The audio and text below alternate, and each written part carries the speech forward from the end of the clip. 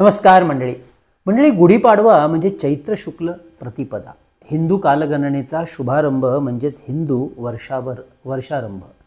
सर्वप्रथम तर आपल्या सगळ्यांना हिंदू नववर्षाच्या अनेक अनेक हार्दिक शुभेच्छा ज्योतिष कट्टाकडून. या दिवसापासून हिंदू पंचांगानुसार नवीन वर्षाची सुरुवात होते. या वर्षीचा गुढीपाडवा आलेला आहे 9 एप्रिल 2024 आणि वार आहे मंगळवार. या दिवशी सकाळी अभ्यंग स्नान करून गुढी उभारली जाते. यावेळी गुढी उभारण्याचा जो शुभ मुहूर्त आहे तो सकाळी 6:02 सकाळी 10:16 असणार आहे. अशी गुढी उभारताना ब्रह्मध्वजाय नमः असं म्हणून गुढीचं पूजन केलं जातं आणि गुढीला प्रार्थना केली जाते. आणि त्या प्रार्थनेचा मराठीमध्ये अर्थ आहे जी आपण मराठीतच करू शकता, ती म्हणजे हे ब्रह्मध्वज, मी तुला नमस्कार करत आहे.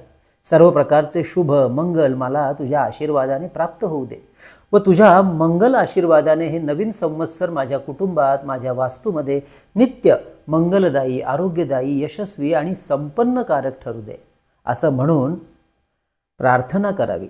तसेच ज्यांच्याकडे पंचांग आहे त्यांनी नवीन पंचांगावरील गणेशाचं पूजन करावं आणि पंचांगात दिलेलं नवीन संवत्सराचं फळ वाचावं. मंडळी, गुढीपाडव्याचे अजून एक महत्त्वाचं वैशिष्ट्य म्हणजे या दिवसाला 3.5 मुहूर्तांपैकी एक पूर्ण मुहूर्त मानलं जातं. या दिवसाला कोणत्याही नवीन कार्याची सुरुवात या मुहूर्तावर केली जाते. त्यामुळेच केलेल्या कार्याची सुरुवात पुढे जाऊन निश्चितपणे यश, भाग्य, भरभराट देणारी ठरते. अर्थात आपल्यासाठी काय योग्य आहे, आपल्याला कोणत्या क्षेत्रात यश आहे हे मात्र अवश्य जाणून त्यासाठी आधीच घ्यावे आणि त्यानुसार आपल्या यशाची तयारी ठेवायची आणि ते यश मिळवायचं सुद्धा. मुळातच पाडव्याचा संस्कृत अर्थ म्हणजे वाढत जाणारी चंद्राची कला. अगदी त्याचप्रमाणे ज्याप्रमाणे चंद्राची कला वाढत जाते त्याप्रमाणे सुरुवात केलेल्या कार्याची गती, प्रगती दिवसेंदिवस वाढत जावी. या वर्षीचा गुढीपाडवा दिवस नवीन वास्तूमध्ये प्रवेश, गणेश पूजन करून गृहप्रवेश करण्यासाठी सुद्धा शुभ मुहूर्त असणार आहे. अगदी दिवसाच्या कोणत्याही वेळेत आपण गृहप्रवेश, गणेश पूजन करून करू शकता, कारण या दिवशी पंचांग शुद्धी पाहण्याची आवश्यकता नसते. हा संपूर्ण दिवसच 3.5 मुहूर्तांपैकी एक शुभ तिथीचा दिवस असतो. मात्र या दिवशी वास्तुशांती, पायाभरणी आणि भूमिपूजन यासाठी मुहूर्त नाहीत. पुढे म्हणजे याच चैत्र, वैशाख महिन्यात सुद्धा वास्तुशांतीचे मुहूर्त नाहीत, कारण गुरु आणि शुक्र या ग्रहांचा अस्त या 2 महिन्यात असणार आहे. ज्येष्ठ महिन्यामध्ये एकच मुहूर्त आहे वास्तुशांतीसाठी आणि तोही 29 जून 2024 वार शनिवार. त्यानंतर एकदम श्रावण महिन्यामध्ये वास्तुशांतीचे मुहूर्त आहेत. वास्तुशांती आणि भूमिपूजन, पायाभरणी यासाठीचे संपूर्ण वर्षभराचे मुहूर्त सांगणारे व्हिडिओ आपल्या चॅनलमध्ये आधीच प्रकाशित झालेले आहेत. या सगळ्या व्हिडिओंची लिंक मुद्दामून खाली दिलेली आहे. मंडळी, मी वास्तुज्योतिष सल्लागार नयन धोत्रे आपल्या सगळ्यांबरोबर गप्पा मारतोय आपल्या यूट्यूबवरील आवडतं चॅनल ज्योतिष कट्टा यामध्ये. मंडळी, वास्तू, ज्योतिष, मंत्र, अध्यात्म, साधना, उपासना अशा विविध विषयातील गूढशास्त्राची शास्त्रोक्त माहिती घेण्यासाठी आपल्या चॅनलला अवश्य सबस्क्राईब करा आणि नवीन येणाऱ्या व्हिडिओंची माहिती वेळेत मिळवण्यासाठी, सगळ्यात पहिल्यांदा मिळवण्यासाठी सोबत दिलेलं बेलचं चिन्हसुद्धा दाबा. चला तर मग आज आपण माहिती करून घेऊया या गुढीपाडव्याच्या दिवसाची. या काळामध्ये कोणती करायची या दिवशी उपासना, काय आहे त्याचं शास्त्रोक्त शास्त्रीय महत्त्व, हे सगळं आपण जाणून घेऊया आजच्या भागात. सर्वप्रथम तर गुढीपाडवा या दिवशी सकाळी अगदी सूर्योदयाच्या पूर्वी उठून मंगल स्नान करून घराच्या समोर सडा सांबर्जन करून रांगोळी काढून दाराला फुलांचं, पानांचं तोरण लावून देवपूजा करून नवीन गुढी उभारली जाते. गुढी उभारण्याचा मुहूर्त पुन्हा एकदा सांगतो, सकाळी 6:02 ते सकाळी 10:16 म्हणजे यावेळेला बऱ्यापैकी थोडा जास्ती काळ आहे. या दिवशी गोडाचा नैवेद्य करून देवाला दाखवला जातो. आणि मंडळी, याच दिवसापासून सुरू होतं ते म्हणजे चैत्र नवरात्र. आणि या चैत्र नवरात्रीचं महत्त्व उपासना मार्गामध्ये फार महत्त्वाचं मानलं जातं. या नवरात्रीमध्ये देवी सप्तशती ग्रंथाचं वाचन, चंडी होम, अश्विनी नवरात्रीप्रमाणे देवीची विविध प्रकारे उपासना याच काळात केली जाते. मंडळी, सगळ्यात महत्त्वाची गोष्ट म्हणजे या काळामध्ये रामरक्षा स्तोत्र हे पठण करून सिद्ध केलं जातं. यासाठी पाडव्याच्या पहिल्या दिवसापासून रोज प्रभू रामचंद्रांचं स्मरण करून रामरक्षा स्तोत्राचे रोज 9 वेळा वाचन केलं जातं आणि हे वाचन पाडव्यापासून रामनवमीपर्यंत म्हणजे 9 दिवस नित्य केलं जातं. अशा रीतीने हे रामरक्षा स्तोत्र पठण करून सिद्ध केलं जातं आणि त्यानंतर मात्र आपण रोज हे नित्य 1 वेळा पठण करू शकतो, करावं. मंडळी, अशा रीतीने सिद्ध केलेलं रामरक्षा स्तोत्र हे फारच बहुगुणी मानलं जातं, कारण हे स्तोत्र सिद्ध झाल्यामुळे यातील स्पंदन लहरी म्हणजेच व्हायब्रेशन्स फारच तेजस्वी आणि ऊर्जावान झालेले असतात. त्याचा अधिकतम उपयोग हा एखाद्या आजारावर तर फार सुंदर होतो.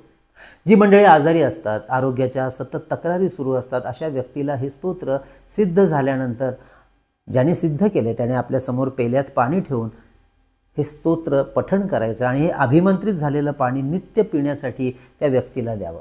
आजारपणामध्ये खूप छान असा फरक पडताना दिसतो. म्हणजे याचा अर्थ मात्र डॉक्टरी सल्ला मात्र अवश्य चालू ठेवायचा. तसेच कोणत्याही महत्त्वाच्या कामाला निघताना प्रभू रामचंद्रांचं स्मरण करून या स्तोत्राचं पठण करावं. फारच सुंदर ऊर्जा वलय आपल्या भोवती सोबत करताना दिसतं. आपल्यातील सकारात्मक ऊर्जा वाढून आपला आत्मविश्वास दृढ होताना दिसतो. मंडळी, त्याचप्रमाणे जे देवी उपासक असतील त्यांनी या नवरात्रीमध्ये नित्य 99 मंत्राचा पाठ 3 किंवा 9 माळा देवीची कृपा प्राप्त करण्यासाठी अवश्य ह्या 9 दिवसामध्ये करावं. आणि तो मंत्र आहे ऐं ह्रीं क्लीं चामुंडाय विच्चै. किंवा देवी सप्तशतीमधला मंत्राचा जो पाठ आहे आपल्या कुलदेवतेचं स्मरण करून करू शकता. आणि तो मंत्र सगळ्यांना माहिती आहेच. सर्व मंगल मांगल्ये शिवे सर्वार्थ साधिके शरण्यै त्र्यंबके गौरी नारायणी नमोस्तुते. म्हणजे देवी उपासकांसाठी ही फार अप्रतिम पर्वणी असते साधनेसाठी आणि उपासनेसाठी. जी मंडळी महालक्ष्मीची साधना आणि उपासना करतात त्यांनी सुद्धा महालक्ष्मी अष्टकाचे पाठ या नवरात्रीमध्ये रोज 16 वेळा करायचे आहेत 9 दिवस. आणि या स्तोत्राचं ऊर्जावलय वाढवण्यासाठी त्यामुळे खूप सुंदर मदत होताना दिसते. मंडळी, महालक्ष्मी अष्टक स्तोत्राचं महत्त्व सांगणारा व्हिडिओ आपण आधीच केलेला आहे. त्याची लिंकसुद्धा मुद्दाम खाली डिस्क्रिप्शनमध्ये दिलेली आहे. तो व्हिडिओसुद्धा स्वतंत्र पहा. या चैत्र नवरात्राच्या काळामध्ये 9 दिवस श्री महालक्ष्मीची मंत्रसाधना करते वेळी आपल्या हातात किंवा आपल्या समोर 16 लवंग घेऊन हा मंत्रपाठ करावा. आणि रोज नवीन 16 लवंगा घ्यायच्यात. आज, उद्या, परवा आणि शेवटच्या दिवशी म्हणजेच रामनवमीला ह्या सगळ्या जमा झालेल्या लवंगा आणि त्यासोबत एक सुपारी, 11 किंवा 21 कॉईन्स आणि हे सगळे एकत्र करून आपल्या तिजोरीमध्ये पोटली बनवून ठेवून द्यावं. अर्थात काही मंडळींनी गेल्या वर्षी ही मंत्रसिद्धता केलेली आहे. त्यांनी तयार केलेल्या ह्या लवंगा जर आपल्या तिजोरीमध्ये गेल्या वर्षी ठेवलेल्या असतील तर त्या सगळ्या वस्तू, लवंग आणि सुपारी यावर्षी पाण्यात विसर्जन कराव्यात.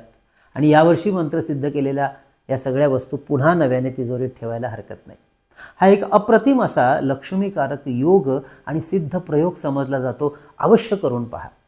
मंडळी, या चैत्र नवरात्रीमध्ये दरवर्षीप्रमाणे याही वर्षी आमच्या कार्यालयातर्फे गुरुजींच्या अनुष्ठानाने सिद्ध केलेली विविध ग्रहांची यंत्र, रुद्राक्ष, वास्तुदोष निवारण यंत्र, सर्व कार्यसिद्धी यंत्र, सरस्वती यंत्र, व्यापार वृद्धी यंत्र, दक्षिणद्वार दोष निवारण यंत्र, अन्नपूर्णा यंत्र, वास्तु इंद्राणी यंत्र, त्याचबरोबर दक्षिणावर्ती शंख, स्फटिक, पारद, नर्मदेश्वर शिवलिंग ह्यासुद्धा वस्तू सिद्ध केल्या जाणार. आपल्याला ह्या वस्तू मागवायच्या असतील तर अवश्य आपण व्हॉट्सअप करून आधी माहिती घ्या आणि त्यानंतर या वस्तू मागवू शकता.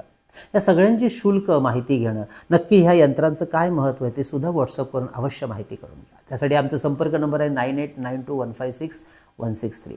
मंडळी, साधना उपासना यांच्यामुळे आपला आत्मविश्वास वाढायला, आपली आत्मिक उन्नती होण्यास फार सुंदर मदत होताना दिसते.